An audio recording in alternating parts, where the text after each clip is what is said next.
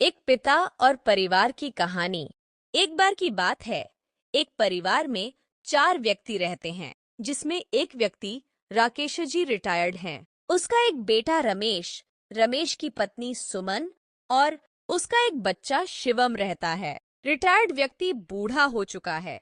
अक्सर कहीं हुई बातें, रखा हुआ सामान वह भूल जाता है, परंतु उस व्यक्ति में इंसानियत और सहनशीलता कूट कूट कर भरी है। रिटायर्ड होने की वजह से राकेश जी घर में रहते थे।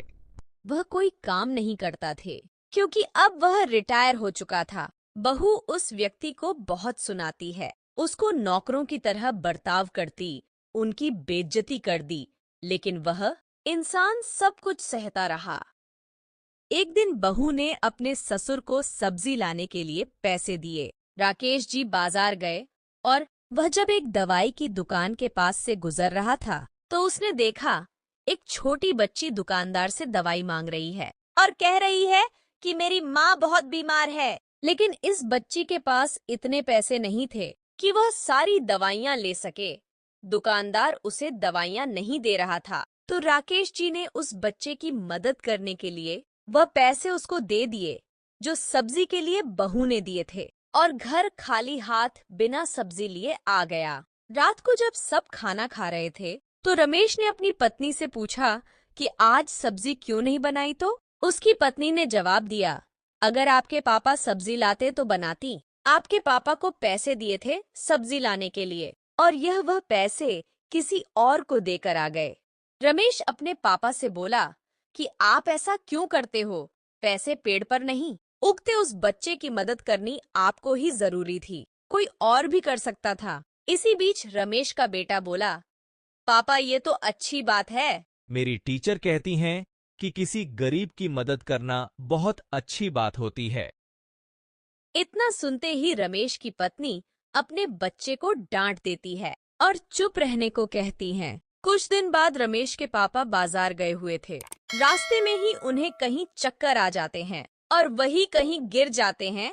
उनके फोन से घर पर फोन आता है कि यहाँ एक बुजुर्ग चक्कर खाकर गिर गए हैं। रमेश की पत्नी को जब यह पता चलता है तो वह कुछ नहीं करती। रमेश के बेटे शिवम को जब पता चलता है तो वह अपने पापा के पास फोन करने लगता है, तो रमेश की बीबी उसे ये के कह रोक देती है कि छोटी छोटी बात के लिए पापा को परेशान नहीं करते। कुछ समय बाद रमेश के पापा चलकर अपने आप आ जाते हैं। दादा पोता मतलब कि राकेश जी और शिवम साथ में बहुत समय व्यतीत करते, बातें करते।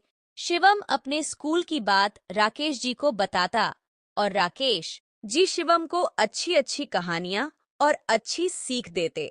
एक दिन रमेश की बीवी अपने बच्चे शिवम को मार रही थी। रमेश ने पूछा कि बच्चे को क्यों मार रही हो? तब रमेश की बीवी बताती है कि मैंने इसे फीस के लिए पैसे दिए थे। पता नहीं ये फीस तो स्कूल में नहीं देकर आया और पैसे पता नहीं कहाँ घूम कर दिए। बच्चा बोलता है कि मैंने वह पैसे गुम नहीं किए। मेरी कक्षा में एक बच्चा है जो बहुत गरीब है, वह फीस नहीं भर सकता, और अगर फीस जमा ना होती तो वह स्कूल से निकाल दिया जाता। इसलिए मैंने उसे पैसे दिए ताकि उस बच्चे की फीस भर जाए। इतना सुनकर रमेश की बीवी बच्चे को और मारने लगी और कहने लगी, तू भी अपने दादाजी जैसा काम करने लगा है। तुम्हारे दादाजी ने तुम्हें भी बिगाड़ दिया है। इतने में रमेश बोलता है, अब बस करो, कोई बात नहीं, इसने अच्छा काम किया, इसकी फीस मैं भर दूंगा दोबारा से। कुछ दिन ऐसे ही बीत रहे हैं। एक दिन रमेश की बीवी अपने ससुर को बिजली का बिल भरने के लिए भेज देती है। वह व्यक्ति बिजली का बिल भरने के लिए लाइन में लगा हुआ है और उसकी जेब में जो पैसे हैं उसे कोई चोरी कर लेता है। जब राकेश जी का नंबर आता है, वह बिल भरने के लिए देखता है कि जेब में पैसे नहीं है।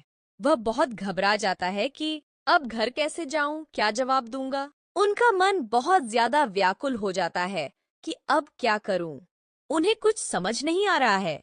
वह बहुत समय बाद घर जाता है और अपने कमरे से अपनी बीवी की तस्वीर लेकर अपने बेटे और बहू के पास आता है और कहता है कि मुझे वृद्धाश्रम छोड़ आओ, मैं बाकी की जिंदगी वहीं बिताना चाहता हूँ। इतना सुनकर रमेश की बीवी बहुत खुश हो जाती है और अपने पति से कहती है, जाओ जाओ जल्दी जाओ, वहां छोड़ आओ, हम भी चैन से रहेंगे और यह भी वही खुश रहेंगे। रमेश अपने पिताजी को लेकर वृद्धाश्रम जाता है। वहां पर वह सब औपचारिकता और फॉर्म भरने के काम पूरे कर रहा था। वह देखता है कि उनके पिताजी किसी व्यक्ति के साथ बातें कर रहे हैं, जैसे प्रतीत हो रहा हो कि वह उन्हें कई सालों से जानते हो, जबकि उनके पिताजी यहाँ पहली बार आए थे। तो रमेश वहाँ के किसी व्यक्ति से पूछता है, ये कौन है जिनसे मेरे पिताजी बातें कर रहे हैं? वह व्यक्ति बताता है कि यह यहाँ के मैनेजर हैं। तब उसके मन में बहुत बातें आती हैं कि मेरे पिताजी तो यहाँ कभी आए नहीं, तो वह कैसे जानते हैं? रमेश वहाँ फॉर्म भरकर चुपचाप जाता है और मैनेजर से जाते हुए बात करता है कि आप मेरे पिताजी को कैसे जानते हो? मैनेजर बताता है कि यह एक वृद्ध आश्रम के साथ साथ बालाश्रम भी है और आपके पिता का बहुत साल पुराना नाता है। उन्होंने यहाँ से एक बच्चा गोद लिया था। इतना सुनकर रमेश के पैरों से जमीन खिसक जाती है। जब वह घर जाता है तो बहुत दुखी होता है। रमेश की बीवी पूछती हैं, इतना समय कहाँ रह गए थे? वृद्धाश्रम छोड़ने गए थे या शमशान गए थे? इतना सुनते ही रमेश को गुस्सा आता है। वह अपनी बीवी पर हाथ उठा देते हैं। अब रमेश को समझ आता है वह अब तक अपने पिताजी के साथ कितना गलत कर रहा था और अपनी बीवी को घर छोड़ने के लिए कहते हैं और अपनी बीवी को सब बातें बताता है। जब उसकी बीवी को यह लगता है कि अब मैं कहाँ जाऊंगी, तब उसे एहसास होता है कि मैं कितना गलत कर रही थी। रमेश, उसकी बीवी, रमेश का बच्चा तीनों उसी आश्रम जाते हैं। रमेश जी अपने पिताजी से माफी मांगते हैं और अपने पिताजी को अपने साथ अपने घर ले जाते हैं। इस कहानी के अंत में मैं आपसे इतना ही कहूंगा कि parents day, mother's day, father's day के दिन हम सब बहुत सी पोस्ट डालते हैं, परंतु घर में ही अपने माता पिता को खुश नहीं रखते। दोस्तों, अपने घर, अपने परिवार के सदस्यों से प्यार करें, उनका ख्याल रखें। पोस्ट भले ही ना डालो, पेरेंट्स, फादर्स, मदर्स डे भले ही मत मनाओ, परंतु अपने माता पिता का आदर करें, उनका सम्मान करें, उनके साथ अच्छे से बर्ताव करो। उन्हें सिर्फ आपका प्यार चाहिए। ये छोटी सी कहानी कैसी लगी कमेंट में जरूर बताएं। धन्यवाद।